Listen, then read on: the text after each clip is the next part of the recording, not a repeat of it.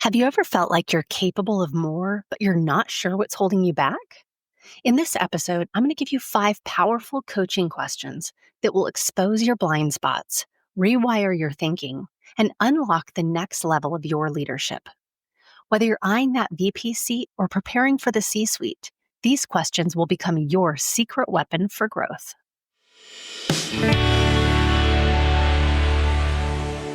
Welcome to Evoke Greatness, the podcast for bold leaders and big dreamers who refuse to settle. I'm your host, Sunny. I started in Scrubs over 20 years ago, doing the gritty, unseen work, and climbed my way to CEO. Every rung of that ladder taught me something worth passing on. Lessons in leadership, resilience, and what it really takes to rise. You'll hear raw conversations, unfiltered truths, and the kind of wisdom that ignites something deeper in you. Your courage, your conviction, your calling. This show will help you think bigger, lead better, and show up bolder in every part of your life. This is your place to grow. Let's rise together.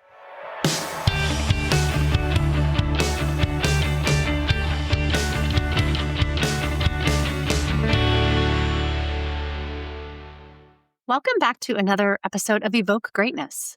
Today, we're diving into a topic that can change the trajectory of your career and your life, and that is coaching yourself. Now, you might be thinking, hold on, Sunny, coaching is about someone else helping me see my blind spots. Like, how am I going to coach myself? But here's the thing. The most successful leaders, the ones who climb from mid-level to VP or from VP to the C-suite, they don't wait for someone else to challenge them. They build the skill of coaching themselves. And so today, I'm going to walk you through 5 coaching questions that if you take them seriously, they can become your secret weapon for growth. So by the end of this episode, you'll not only know these questions, but you'll also know how to use them, how to reflect on them, how to act on them, and how to unlock a version of yourself that you haven't even met yet. Here's something I want you to sit with for a second. Your biggest obstacle is you. It's not your boss. It's not your board. It's not the industry or the market. It's you, friend. Most of the barriers holding you back, they're not external. They're actually internal barriers. They're the stories that you've told yourself, the beliefs you've accepted to be fact, and the ceilings you've built in your own mind. Neuroscience tells us that about 95% of our thoughts are subconscious, automatic loops that we don't even notice, which means unless you intentionally interrupt those loops, you're just recycling yesterday's thinking into today's decisions. And if yesterday's thinking only got you this far, guess what? It's not going to take you any farther. So here's what bold leaders do. They shine a flashlight into their own shadows. They get curious, and they're willing to look at themselves with honesty, even when it's uncomfortable. And let me say this, getting into the C-suite is not about being the smartest person in the room. It's about being the most self-aware. So today, as I walk you through these 5 questions, I want you to pause when I pause. Reflect when I ask you to reflect. And imagine that we're just sitting across from one another. I'm not just talking at you. I'm actually asking you. Because this isn't just information. This is opportunity for transformation if you lean into it. So question number 1, what's the story I'm telling myself right now? We all tell ourselves stories. Stories about why we're not ready, why our boss doesn't see our value, why we didn't get that promotion. And psychology proves this. Our brains have something called confirmation bias. Once you tell yourself a story, your brain goes out of its way to get evidence to prove it right. So if your story is, I'm not as strategic as the leaders above me, your brain's going to be like, all right, what do we need to do? We're going to pull everything we can to reinforce that belief. Here's what I want you to do. I want you to grab a notebook and I want you to write down one story that you've been telling yourself about your career or leadership. Be brutally honest. Maybe it's, I don't have enough executive presence, or I'm too young, or I'm too old. Now, challenge that. Ask yourself, what else could be true? Write down 3 pieces of evidence that contradict your story. So, for example, if you think I'm not strategic, maybe you've already led projects that impacted multiple departments. Maybe peers already come to you for cross-functional advice. When you challenge the story, you create cognitive dissonance, and that's the discomfort that your brain needs to start rewriting your narrative. So here's where I want you to pause. I want you to take a deep breath, and I want you to ask yourself right now, what is the story I'm telling myself? And is it really true?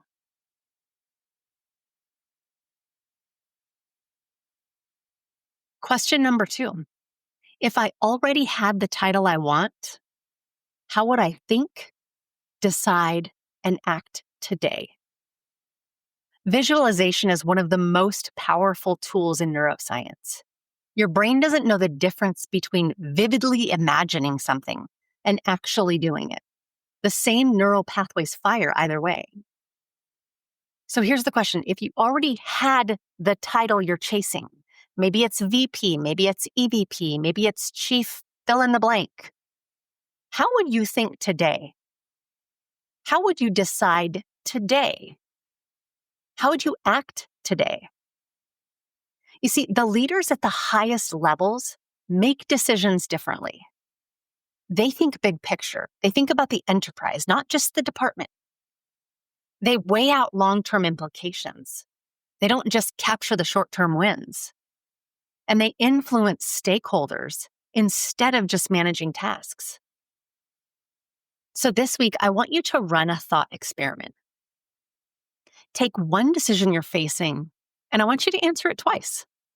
First, as your current title, and second, as the title you want. And then I want you to compare the two. Which one do you want to lead with? Which one serves you? My mom used to tell me when I was little, she used to make lists for everything. And she used to tell me, okay, this decision that I want to do, this thing I want to do, I want you to go get a sheet of paper. And on one side, write the pros, and on one side, write the cons. And that I brought into my leadership and into being an adult around decisions that I make. So here's your next pause moment. I want you to think about a real decision on your plate right now. How would the next level version of you, the 2.0 version of you, how would they handle it differently?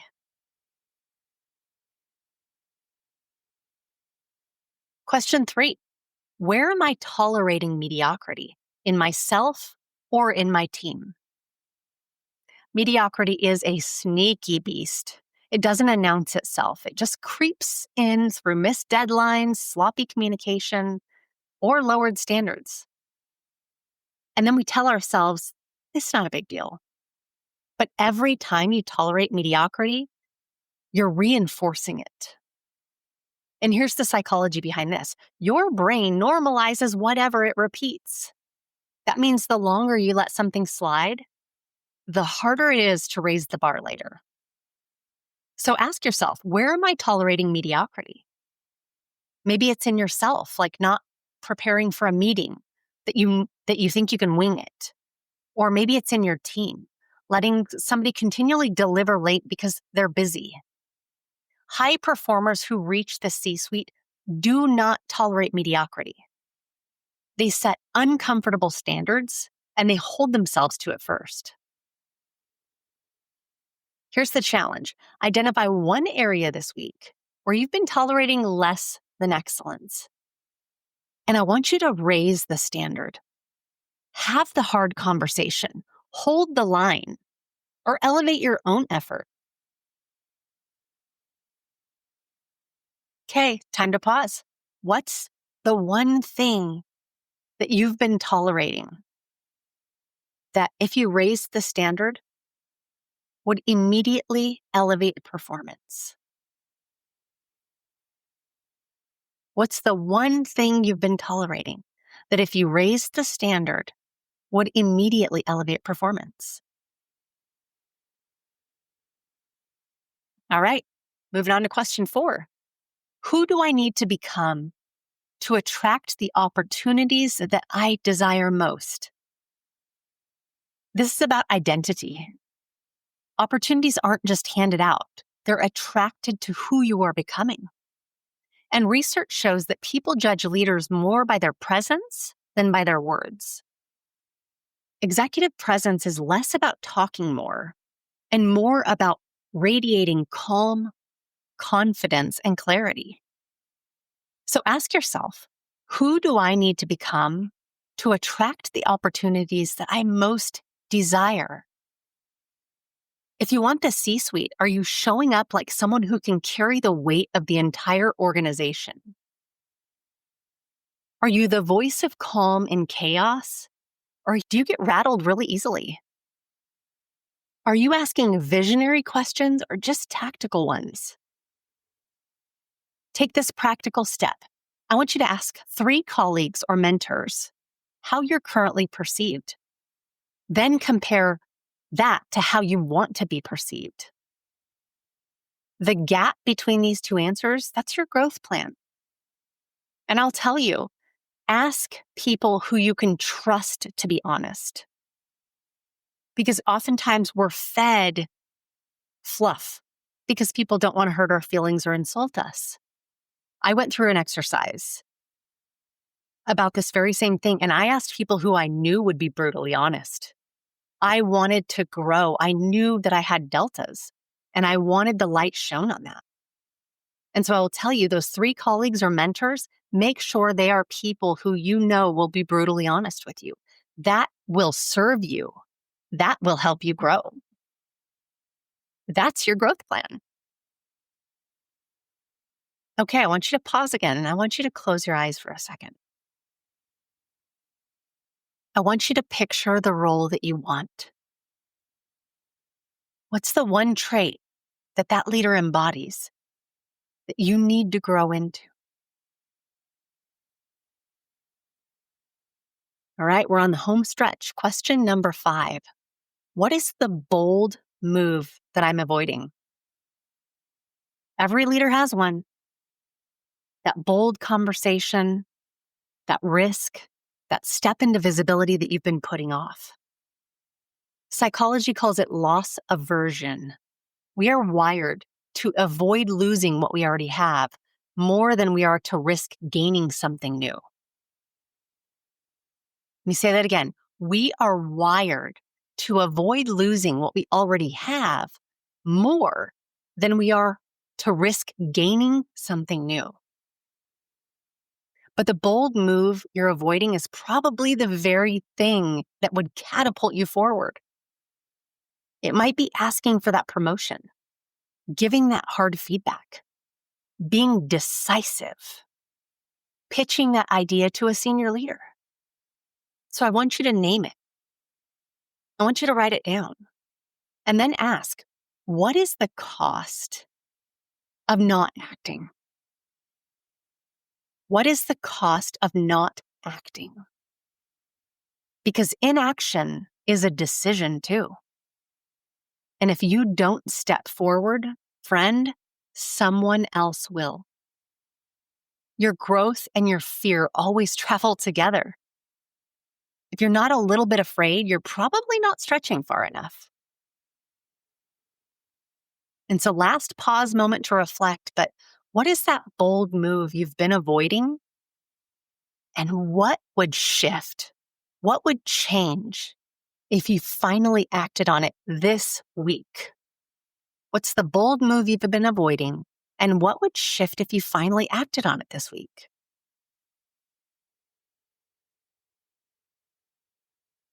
Okay, now let's pull all of this together.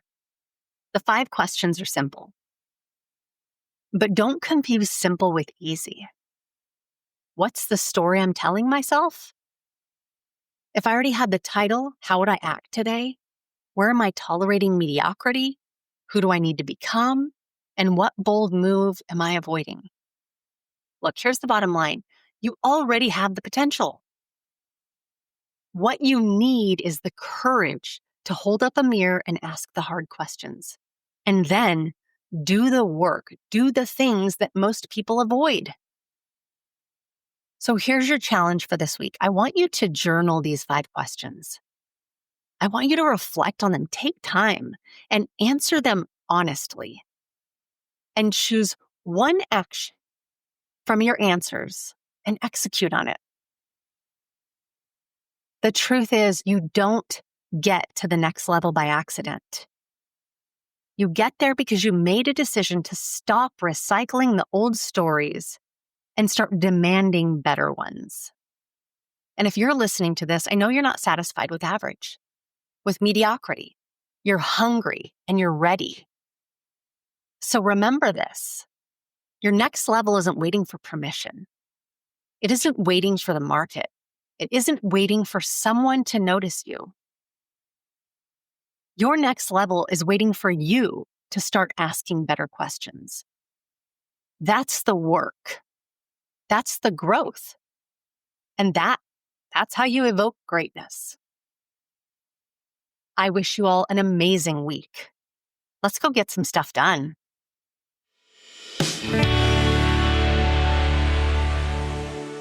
If today's episode challenged you, moved you, or lit a fire in your soul, don't keep it to yourself.